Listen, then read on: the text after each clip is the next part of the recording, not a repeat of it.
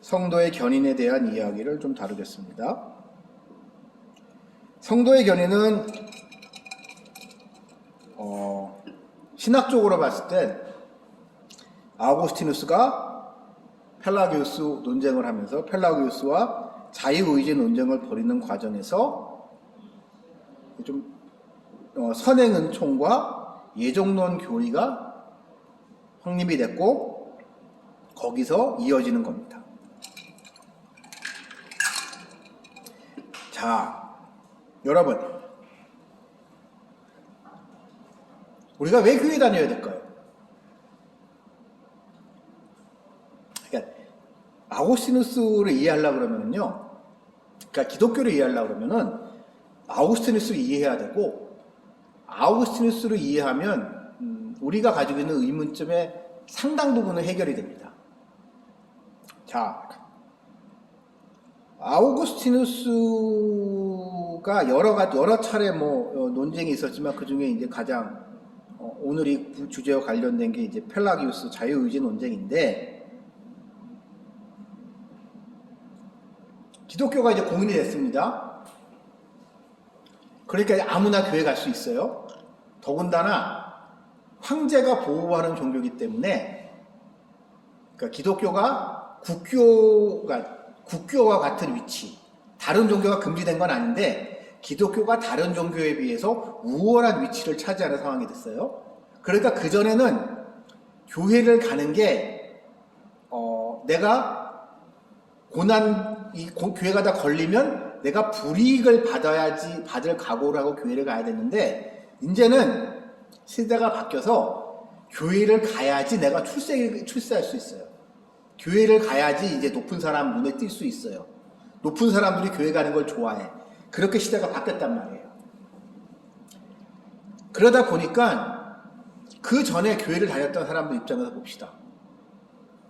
교회에 날라리 신자가 너무 많은 거예요. 우리나라도 약간 그런 거 있습니다. 대통령이 누가 되냐에 따라서, 대통령의 종교가 뭐냐에 따라서요, 이 우리나라 다종교 사회도 이 종교 간에 약간의 그런 권력 이동이 조금 있어요. 나름 이제 균형을 잡으려고 하지만, 한쪽에 치우치지 않으려고 하지만. 자, 그래서 이제 교회가 이제 날라리 신자로 이제 가득 차니까, 그전부터 교회 다녔던 사람들 입장에서는 기분이 나쁜 거예요. 그러니까 그전에는 나 어렸을 때 교회 다닐 때는 우리가 얼마나 힘들게 교회를 다녔는데, 이거 하다 걸리면 잘못하면 죽는데, 그런 어려움 속에서도 교회를 다녔는데, 이게 이 교회에 손 날라리들만 오고 말이야, 그러니까 이제 그전부터 교회 다녔던 사람들이 불만이 많아요. 그 중에 한 사람이 이제 펠라기우스라는 사람입니다. 펠라기우스는 지금의 영국 출신이에요. 영국 시골 촌구석에서 살던 아주 경건한 수도자였습니다.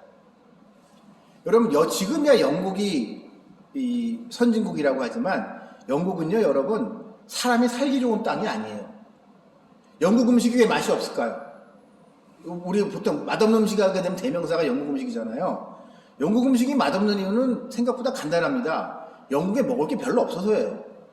그러니까 식자재가 풍성하게 나고 막 이래서 이게 다양한 요리가 할 수 있는 지역이 아니에요. 영국 지역은 맨날 날씨 우중충하고 별로 사람이 살기 좋은 땅이 아닌데, 그런 곳에서 이제 가난한 가운데, 척박한 가운데 그런 순수한 믿음을 가지고 있었던 펠라기우스라는 사람이 유명해진 거예요.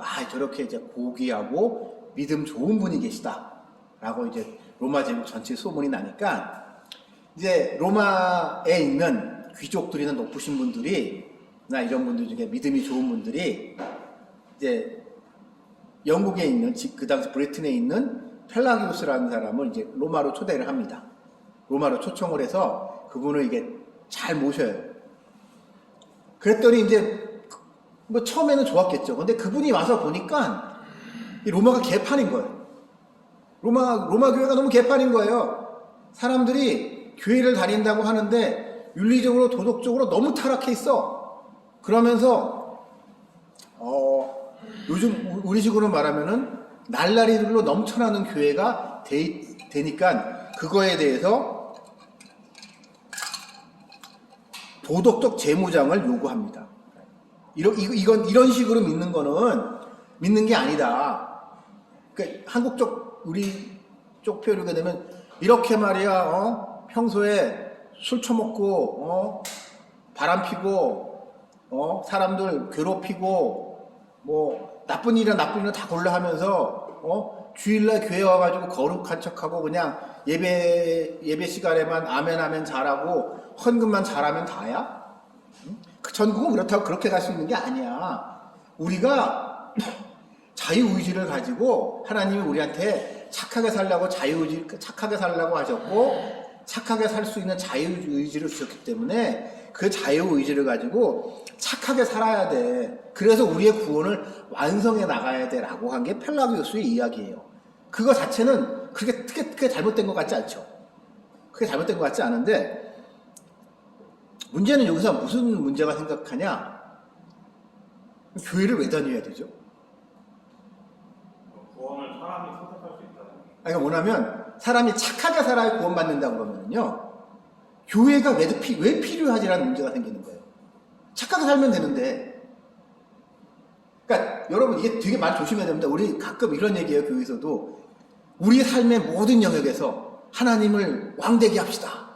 교회, 그러니까 세상을 나의 교회로 만듭시다. 뭐 이런 얘기 하시잖아요. 그러니까 이게 그러면서 우리가 교회에서 무조건 예수님 잘 믿고 아멘 할 게 아니라 우리가 일상생활에서도 그것 한 군데에서 주님의 이름으로 승리합시다. 뭐 이런 얘기 하잖아요. 그 얘기가 틀렸다는 게 아니라 이 말이 더 나가게 되면은 그럼 주일날 교회를 왜 와야 되는데? 특히 더군다나 이번에 코로나를 겪으면서 집에서 이렇게 교회에 모여서 예배 드리고 싶은데도 예배 못 드리는 상황이 됐잖아요. 그러면서 이제 유튜브나 이제 이런 거 보면서 신앙생활 잘 했어요. 어쩔 수 없이. 근데 이렇게 잘 지냈고 났더니 지금 와서 한국교회에 가지고 있는 딜레마가 뭐예요? 목사님, 그럼 교회 꼭 가야 돼요, 주일날? 주일날 교회 꼭 가야 되는 거예요? 그래야 구원받을 수 있어요? 라는 질문이 우리한테 던지듯이 그런 비슷한 질문이 던져지는 거예요. 교회를 왜 꼭 가야 돼요? 하나님이 우리한테 선한 의지를 주셨으면 우리가 우리의 선한 의지대로 착하게 살면 되는데 라는 딜레마에 그 질문을 받고 이제 고민에 빠지게 되는 거거든요. 거기에 대해서 아우구스티누스가 답을 내놓은 게 첫째, 우리가 자유의지가 있을지라도 우리는 원래 타락한 존재이기 때문에 하나님이 우리에게 은혜를 베푸셔서 우리의 왜곡된 자유의지, 파괴된 자유의지를 선하게 이렇게 바꿔주시지 않으면, 그러니까 선행 은총이, 그러니까 하나님의 은혜가 먼저 임해야만 한다. 근데 그 은혜는 어디서부터 통하냐? 교회를 통해서 하나님이 우리한테 은혜를 베푸신다는 이야기를 해요. 아우구스티누스가. 그렇기 때문에 우리가 교회를 와야 된다. 왜냐하면 우리가 무엇이 착한지, 무엇이 옳은 행실인지 우리가 본능적으로 알 수 있을까요? 없죠. 그러니까 이게 이런 거예요. 가난한 사람을 도와주는 게 좋은 일이라는 거 알지만 그거는 교회 다니는 사람이나 교회 안 다니는 사람이나 마찬가지잖아요. 그러면 우리가 구원을 받기 위해서 우리한테 요구되는 건 그 플러스 이상의 어떤 알파가 있어야 된다는 거죠. 만약에 그렇지 않다면 한마디로 모두가 구원을 받는다는 이야기가 되는 거니까. 사람들이 아무리 나쁜 사람도 살다가 착한 일 좀 해본 적 있지 않겠어요? 아무리 저 살인마 유영철이 같은 놈도 뭔가 살면서 착한 일도 해본 적 있을 거 아니야. 걔도 항상 나쁜 일만 했겠어요? 이번에 또 누구 사람 죽인 미친 정신병자 여자의 자기 부산에서 토막살이 난 과외 선생 해가지고 그런 애도 뭔가 살면서 착한 일 했겠지. 그럼 그 사람의 선행이 구원의 근거가 되면은 아무나 다 이제 구원을 받던가 아니면 불교식으로 이 사람의 선행과 악행을 비교를 해서 이제 두 개를 비교를 해서 그래도 선한 게 조금 더 많아? 그럼 됐어. 딱 한 개 더, 두 개 사이에 이제 시소 게임이 되던가 둘 중에 하나가 된단 말이에요. 근데 기독교에서 얘기하는 건 그게 아니거든요. 그런 우리의 행위가 아니고 우리의 존재가 바뀌어야 된다. 존재가 죄인이었던 존재가 의로운 구원받은 존재로 바뀌어야 된다는 거로 기독교는 이제 어떻게 보면 그거와 전혀 다른 발상의 전환을 하는 게 기독교라는 종교인데 그거를 우리가 어디서 할 수 있냐는 거예요. 교회의 가르침이 없으면 우리가 절대 모릅니다. 아우구스티누스가 강조했던 게 우리에게 필요한 그냥 쉽게 말해 영적인 지식, 구원에 필요한 지식은 교회의 가르침이 없으면 우리는 알 수 없다. 그래서 성경을 읽는다고 칩시다. 여러분, 만약에 교회를 한 번도 다녀본 사람이 다녀본 적이 없는 북한의 어느 누군가가 어쩌다가요? 남한에서 흘러들어온 성경을 읽는다고 칩시다. 그러니까 그럴 수 있잖아요. 그러니까 북한 어떤 사람이 길거리 지나가다가 뭐 책이 하나 떨어져 있어. 근데 우연히 어떻게 됐는지 모르겠지만 남한에 있었던 성경책이 흘러올라가지고 그 사람 앞에 딱 갔어. 그 사람이 그 성경책을 읽는다고 치자고요. 한글을 아니까 성경을 읽는다고 칩시다. 그 사람이 성경을 바르게 해석할 수 있을까요? 성경을 읽을 수 있어도 성경을 바르게 해석할 수가 없어요. 그 사람이 성경을 바르게 해석하기 위해서는 교회의 가르침이 있어야만 해요.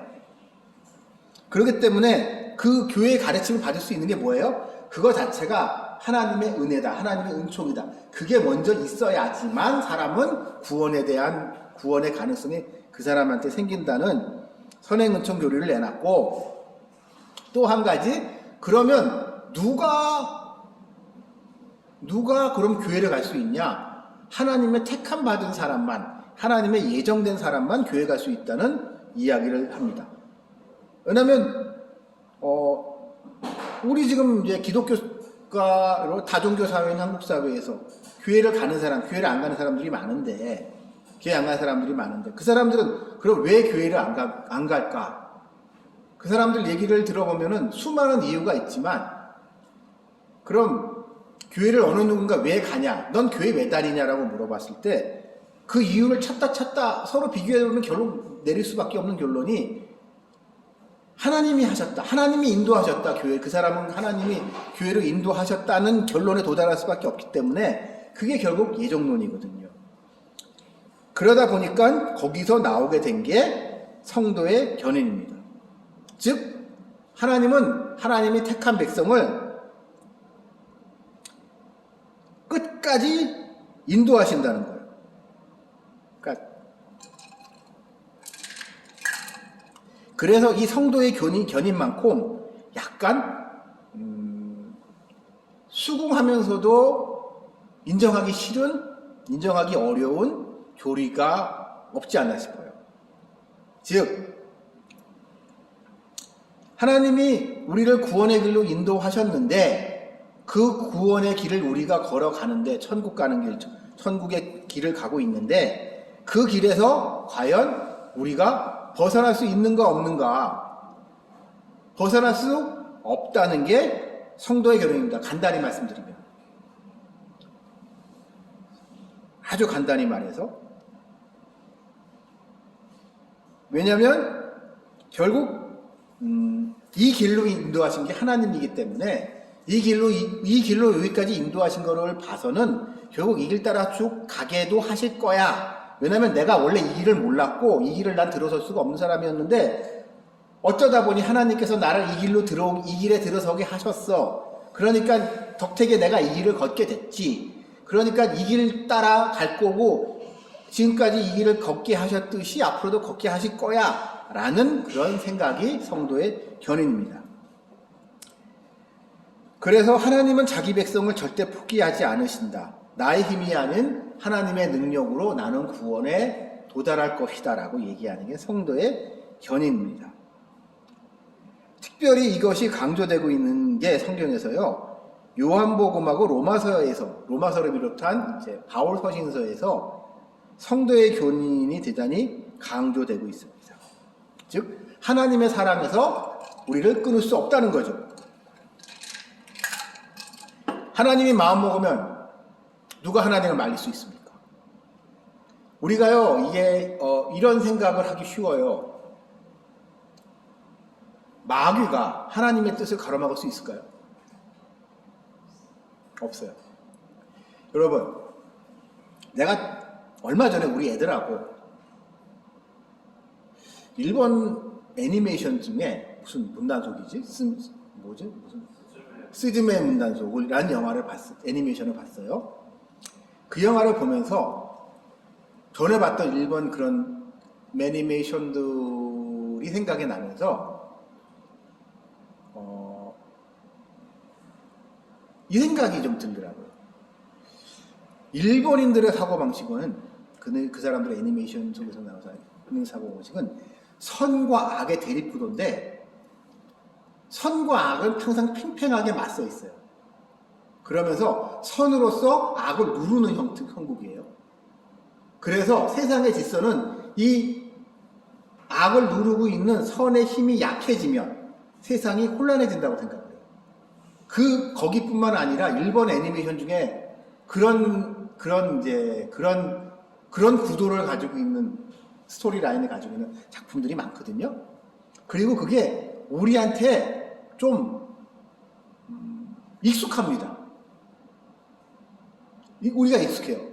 그러다 보니까 우리는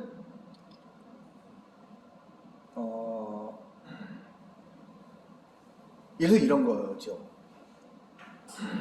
가끔 우리 교회에서도 이런 표현 쓰지 않나요? 좀 은혜가 너무 떨어진 것 같아. 그러니까 어떤 사람들은 그런 얘기를 하는 분도 계세요. 요즘 있잖아. 교회에서 기도하는데 왜 이렇게 눈물이 안 나지?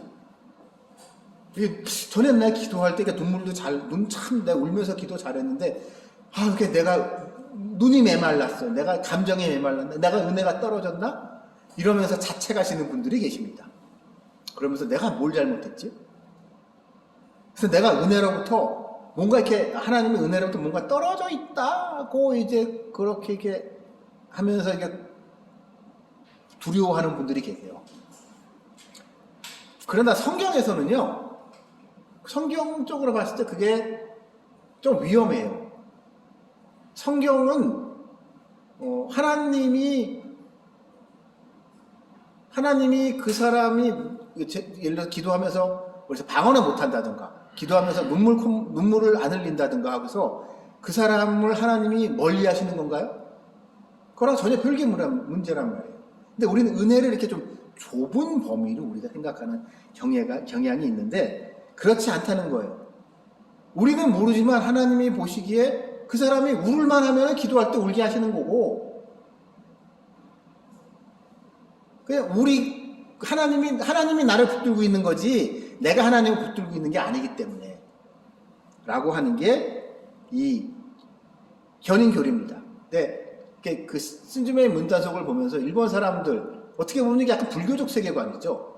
불교적 세계관인데, 그런 불교적 세계관에 익숙한, 우리나라 사람들도 오랜 기간 동안 불교의 영향을 거의 1000년 이상 받아왔기 때문에 우리 무의식, 우리 잠재의 속에 그렇게 좀 바라보는 경향이 좀 있어요, 세상을. 근데 그렇지 않다는 거죠. 그러면서 로마서에서 특히 바울은 하나님의 사랑을 끊을 수 없다는 것을 강조를 합니다. 그러면서 여러분, 근데 로마서를 읽을 때 여러분 조심해야 되는 게 로마서뿐만 아니라 바울서신서 또한 요한복음에서도 그런데 하나님이 우리를 붙들고 계신다.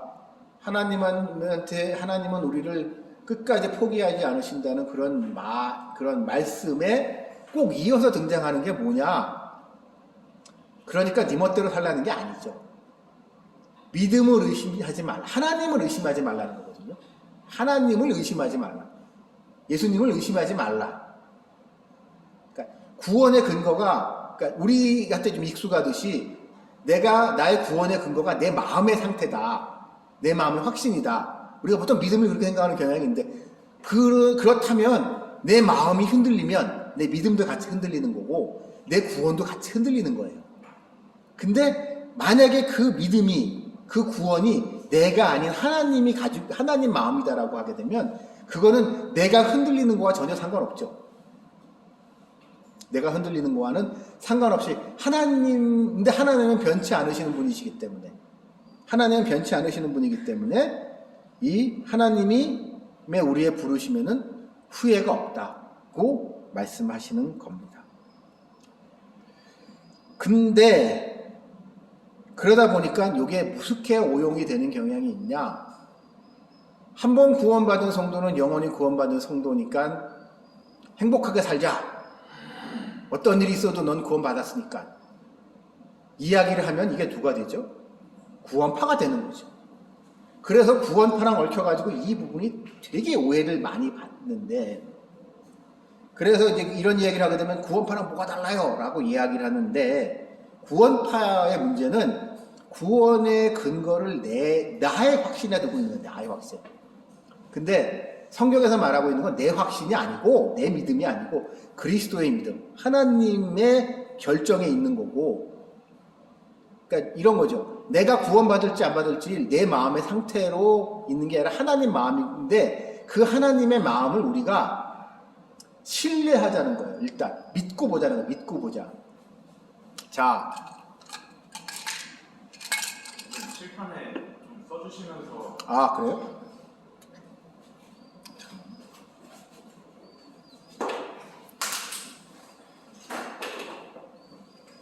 구원의 근거는 우리의 구원의 근거 그리스도의 믿음이잖아요. 나의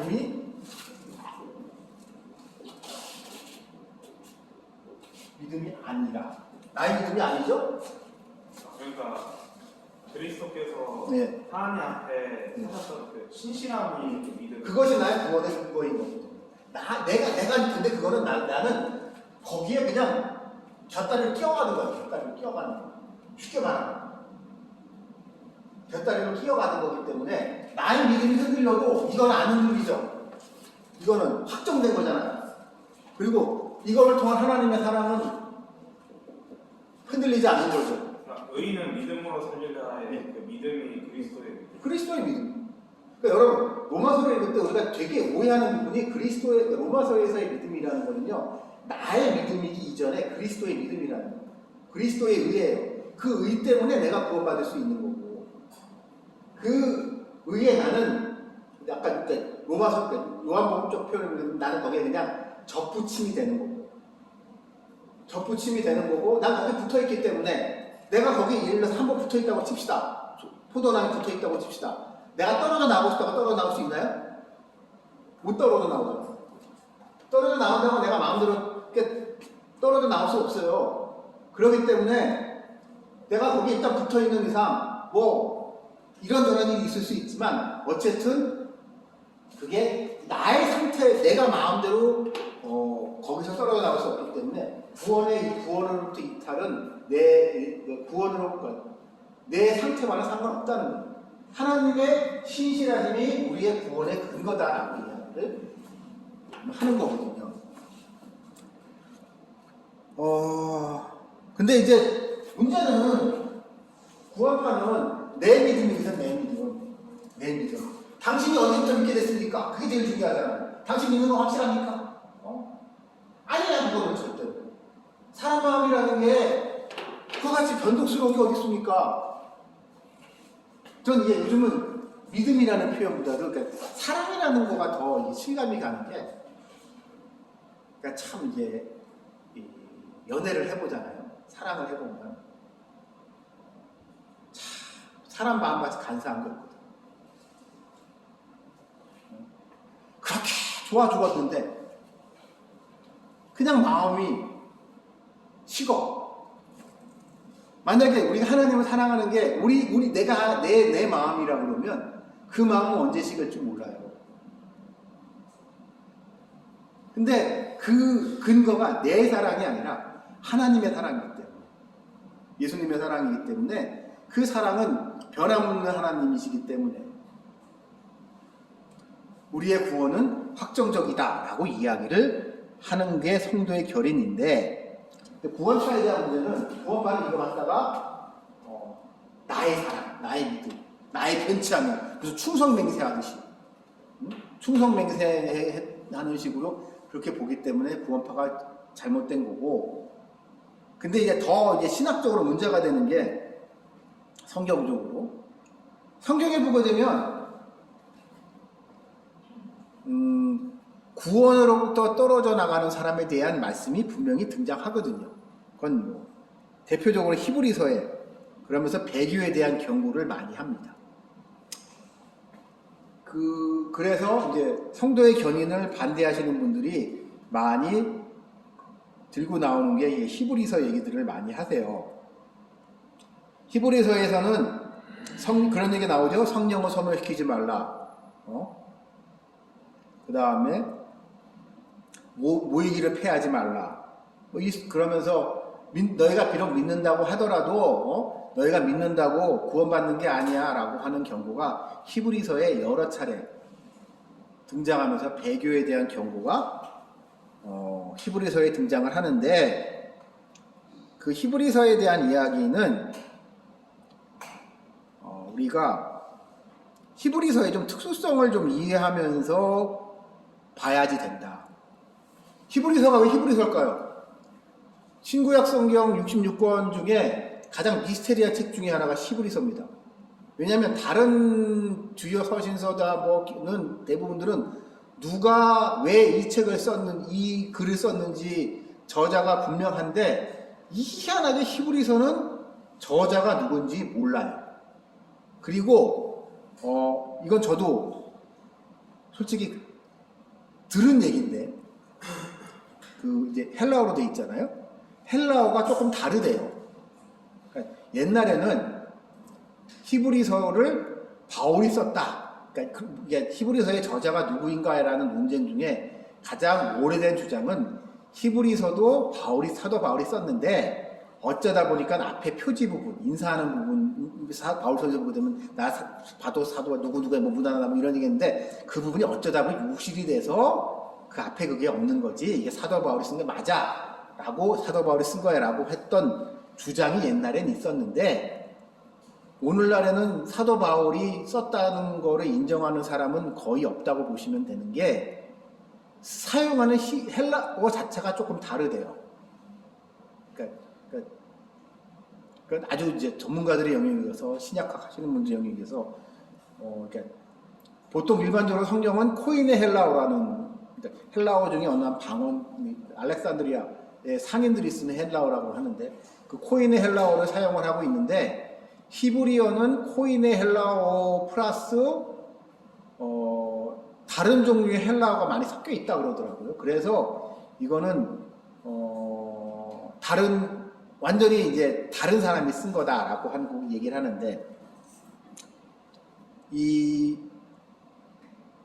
그런데 그 헬라어에서는, 히브리서에서는 근데 왜 히브리서가 중요하냐면, 그것도 왜 히브리서라고 우리가 그걸 보고 히브리서라고 얘기를 하면, 그만큼 히브리인들에 대한 이야기거든요. 히브리파 유대인들, 히브리파 기독교인들한테 대한 이제 편지가 히브리서라고 보는데,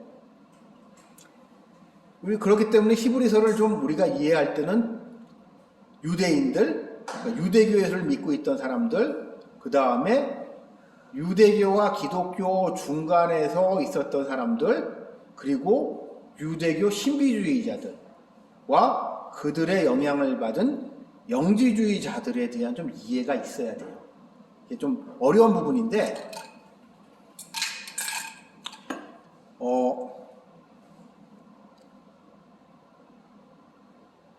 사도 바울, 우리가 익숙한 사도행전으로 갑시다. 사도행전에서 보면은 사도 바울이 처음엔 선교행 가가지고 어디서 복음을 전하죠? 유대교 회당에서 전하죠. 처음에는 유대인의 안식일날 회당을 찾아가서 그 유대인들한테 복음을 전합니다. 특히 1차 선교랑 2차 선교일 때. 그 얘기는 뭐냐면, 사도 바울을 비롯한 초대교회 지도자들이 늘 스스로 생각하기엔 자기네들을 유대교의 한 종파? 그러니까 유대교와 기본적으로 같은 거다라고 생각을 했어요. 유대교의 한 분파 정도로 생각을 했고, 또 유대인 중에 메시아를 기다렸던, 그 당시 메시아를 기다리고 있던 많은 유대인들이 첫 번째 이제 선교 대상이 됐던 거예요. 선교 대상이 됐었던 건데, 결과적으로 어떤 일이 벌어지죠? 그러니까 회당에서 쫓겨나잖아요. 회당에서 쫓겨나잖아요. 보게 되면. 그러니까 사도 바울이 계속 쫓겨나잖아요. 계속 쫓겨나잖아요. 왜? 그러니까 이게 약간 조심스러운, 쉽게 말하면 유대교에서 기독교는 쫓겨난 거예요. 파문 나가서 쫓겨난 거예요. 그렇기 때문에 그래서 이 유대교에 겹치는 부분이 많고 유대교와의 관계를 어떻게 보냐가 중요한 문제였습니다. 기독교 초기. 그래서 유대교 전통을 가지고 있었고, 유대인들이 생각하는 이런 메시아가 올 거야라고 했던 그들의 희망에 대한 설명을 한 게 히브리서거든요. 근데 그 사람들은 또 유대인이기도 했지만 한편으로는 헬라 문화의 영향을 받은 사람이기 때문에 그런 영적인 지식에 대한 영적인 것에 대한 관심이 많아서 그게 또 영지주의 발등이 있었고, 또 그러다 보니까 유대교와 갈등이 있었고, 또 한편으로는 로마 제국하고도 갈등이 있었기 때문에 교회가 제국의 박해를 받는 거였죠. 그러니까 쉽게 말하면 이런 겁니다. 만약에 초대교회가 유대교의 한 종파로 인정을 받는다면 로마 제국한테 박해받을 이유가 하나도 없어요. 왜냐하면 유대교는 공인된 종교거든요. 그러니까 옥타비아누스가 아니에요. 안토니우스가 팔레스타인 지역을 점령할 때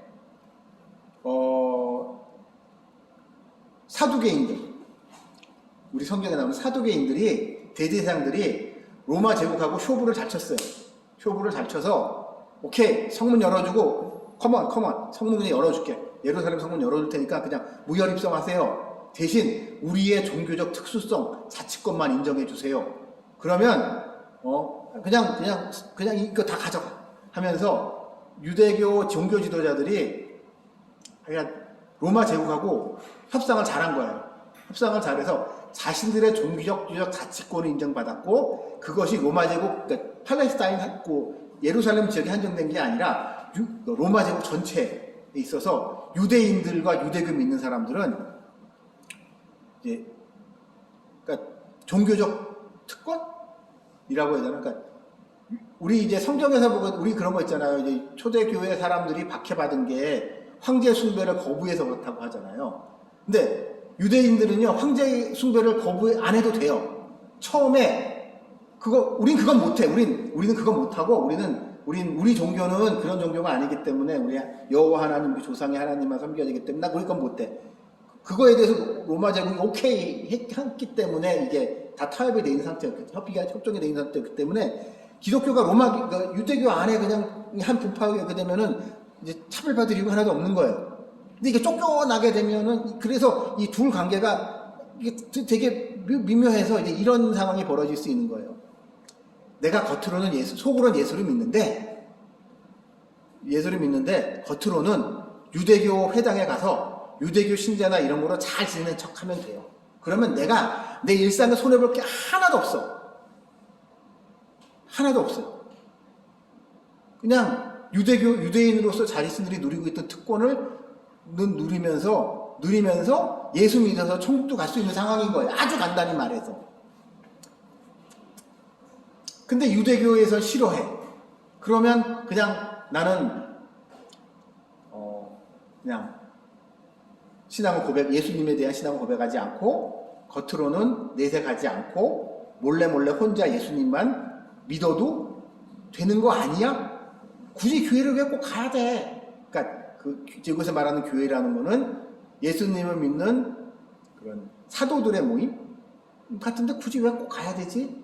다 같은 하나님을 믿는 건데, 다 같은 여호와 하나님을 믿는 건데, 굳이 저런 위험을 감수해 가면서 왜 이제 나사렛 패거리들, 나사렛 예수를 아는 사람을 믿는 저 패거리에 왜 꼭 가야 되니? 라는 얘기하지 않겠어요? 여러분 본인도 그런 생각이 들을 거고 아마 집에서 누가 아들이 나 딸이 그렇게 거기 가겠다 그러면 부모도 그렇게 하면서 말렸을 거예요.